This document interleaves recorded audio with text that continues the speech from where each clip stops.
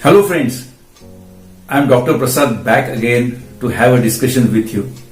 Recently, I had been to a seminar for a particular college. The seminar had a title of How to Become a Successful Entrepreneur. After the seminar, while I was having question and answer session, there was a champ who asked me a question, "Sir, this is all okay about being an entrepreneur or to have a mindset of a successful entrepreneur, but sir, can you please elaborate what could be the steps to become a successful entrepreneur?" And that is the reason why I have come up with this video for you all. Now this video, why should you watch this video? So if you want to become an entrepreneur, you must watch this video. If you are thinking of becoming an entrepreneur in future, still you can watch this video. If you are a student, you can watch this video. In case you are already working somewhere but you want to become a part-time entrepreneur, you can still watch this video. So this video will help everybody who wants to become an entrepreneur and who wants to live the life on his or her own terms.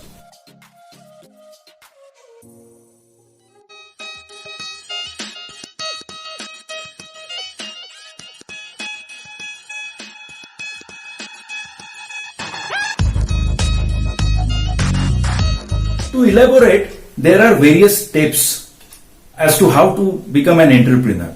So the first and the foremost important step regarding how to become an entrepreneur is you need to identify the problem. So bigger the problem, bigger is the opportunity for you to create a successful entrepreneurship model for yourself. Now the problem should be a problem which would create a solution which will be helpful for the society. So the first and foremost thing is you need to identify a problem which is faced by the common public or public at large.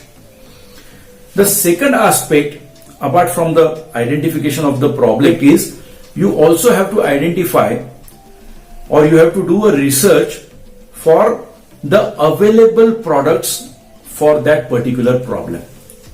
Let us assume that there is a particular problem in the field of pharmacy, that there is a potent drug, or we call it as API.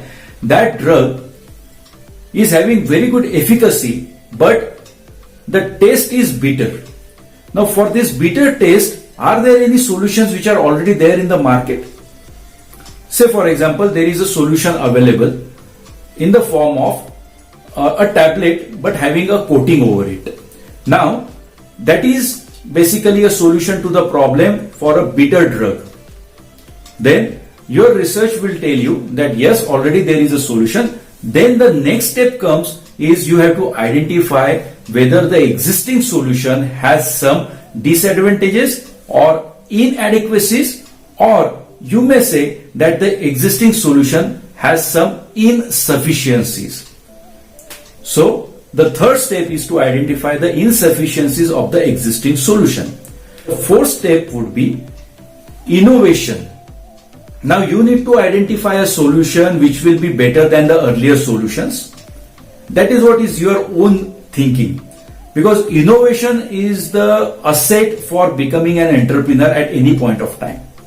So what is your innovative product? What your product offers in terms of whether it is having a good taste, whether it is having good potency, that is what is your innovation. API is going to remain the same. The formula probably will remain the same.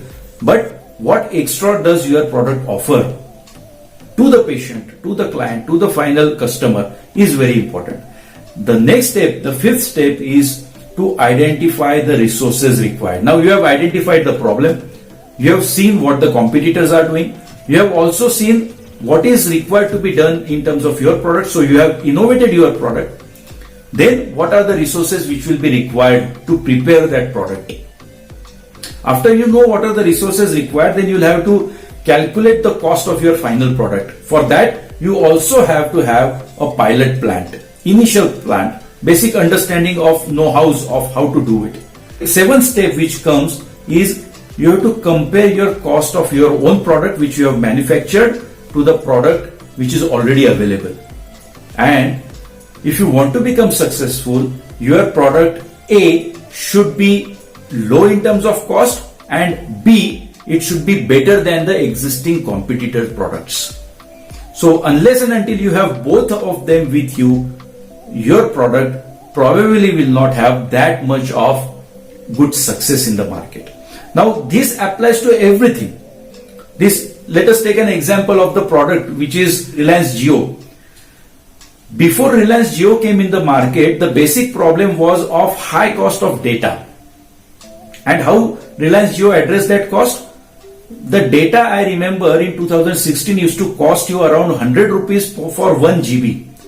And when Reliance Jio came up with a new technology, it was a devastating thing for the competitors that at such a low cost, Reliance Jio was giving you 4G data speed at absolutely 1/10 of the cost of what they used to give earlier by 2G or 3G. So that is how you have to stand in the competition. So that is why your cost efficiency is most important. Then the next step is you have to do a lot of research to reduce the cost of your product. We call it as research for cost cutting of your product. Because unless and until you have that cost cutting, you cannot beat the competitors.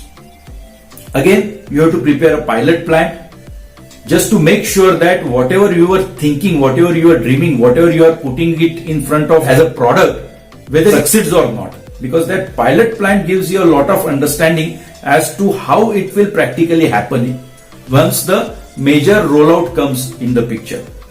Next step is you have to calculate the cost of your project again, because now the pilot plant stage is over. After that calculation, then you have to prepare a distribution channel for your product, because now almost the product is ready in terms of pilot plant.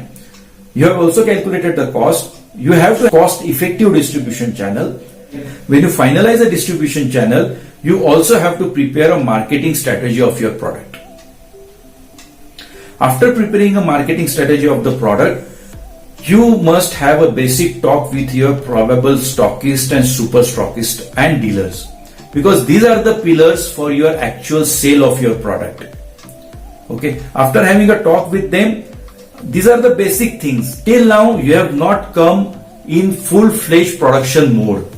At this point of time, you are still in the pilot stage, but you have taken care of most of the basics to launch your product. Obviously, then you will need funding. You will have to have capital if you want to make it from small scale to a large scale production, because unless you prepare it over a large scale, your product will not be economical, or you will also have a lot of profit out of your product.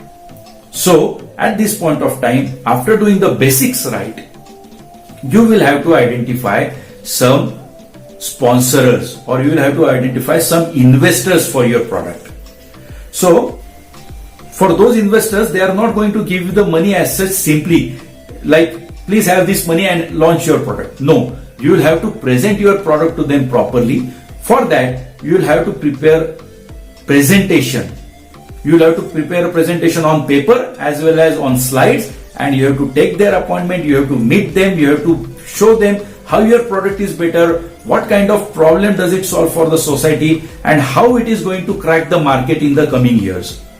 Once you do that, and once your investors agree with your product, then the next step comes that you will go full-fledged with the help of the investors, and the product will be ready, and then you will go through the marketing channel, distribution channel, and you will be selling the products.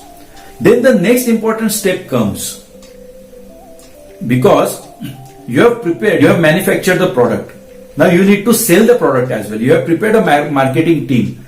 You then have to incentivize the marketing team. You have to make sure that the marketing team works efficiently to increase the market presence of your product, market share of the product, as well as there is a lot of sale in the market for your product. So all that is a continuous process. It will always be a continuous process. See, even if you have a very good product, but you are not able to pitch the product properly, if you are not able to market the product properly, if you are not able to create the awareness in the society about the product properly, you may not have good sales. And unless you have good sales, you will not have profit. right? So sales is also an important aspect of it which you should focus on. Next step is to get the feedback from your new clients, new customers, the patients, or your end user, whatever product it might be. You need to get a constant feedback from the customers. So it is always a process that once you take the feedback from the customers, you go back to the research part of it. So we call this process as PRP, performance, review and planning process. So your performance is in the field of strategy, preparing the product, launching the product, marketing and selling, and reaching the product to the audience, targeted audience. That all comes under performance. Then you take the review from your customers, your patients, your clients, your end user, and then again you go back to the planning step so that you can use that data recovered from the review and recovered from various surveys to put it into your product and then again enhance the performance of your product. So all in all, it is always a continuous process of PRP. After that, after this step, the next step comes, which is you need to have even more sales. So bigger the sale, bigger will be the profit. So once the product is launched, it is stable, the sales are stable, then you need to have incremental jump of the sales. It is a continuous process and the incremental step of sales will come only when you are doing the PRP process rigorously and sincerely. Friends, in this world, your client, your end user, your patient is God. Your customer is God. Because unless and until you provide a product to their satisfaction, whatever good things, whatever good features you may think you have in your product, the product is going to be a failure. So the most important part is your customer. Your approach should always be customer-centric approach.